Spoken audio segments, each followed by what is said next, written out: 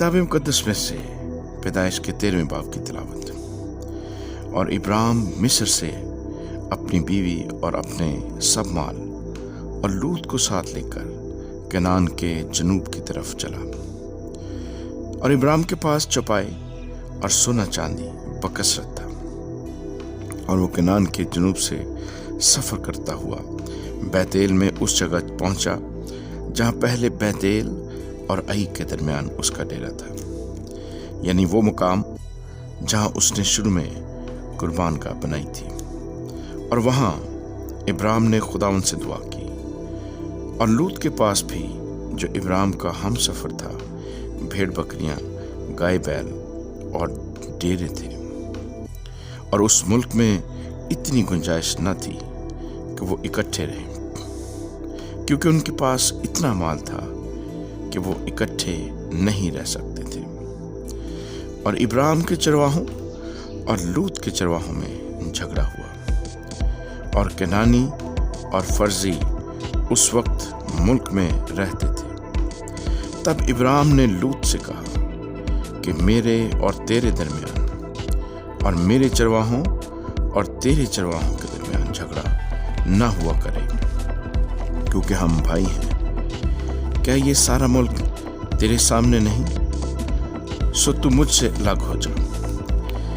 अगर तू बाएं जाए तो मैं दाहिने जाऊंगा, और अगर तू दाहिने जाए तो मैं बाएं जाऊंगा। तब लूत ने आंख उठाकर यरदन की सारी तराई पर, जो जुगर की तरफ है, नजर दौड़ाई, क्योंकि वो इससे बेशतर कि खुदावंद ने सदूम और अमूरा का दुआ किया, खुदावंद के बाग और मिस्र के मुल्क की मानद खूब सैराब थी। सो लूत ने यरदन की सारी तराई को अपने लिए चुन लिया, और वो मशरक की तरफ चला, और वो एक दूसरे से जुदा हो गए। इब्राहिम ने मुल्क कनान में रहा, और लूत ने तराई के शहरों में सुकूनत इख्तियार की, और सदूम की तरफ अपना डेरा लगाया।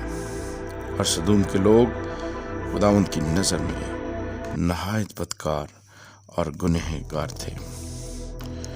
और लूत के जुदा हो जाने के बाद खुदावंद ने इब्राहिम से कहा कि अपनी आंख उठा, और जिस जगह तू है वहाँ से शिमाल और जनूब और मशरिक और मगरिब की तरफ नजर दौड़ा, क्योंकि ये तमाम मुल्क जो तू देख रहा है मैं तुझको और तेरी नस्ल को हमेशा के लिए दूंगा, और मैं तेरी नस्ल को खाक के ज़रों की मानद बनाऊंगा, ऐसा कि अगर कोई शख्स खाक के ज़रों को गिन सके तो तेरी नस्ल भी गिन ली जाएगी।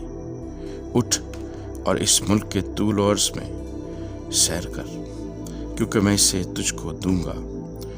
और इब्राहिम ने अपना डेरा उठाया और ममरे के बलूतों में, जो हबरून में है, जाकर रहने लगा, और वहाँ खुदावंद के लिए एक कुर्बान गाह बनाई।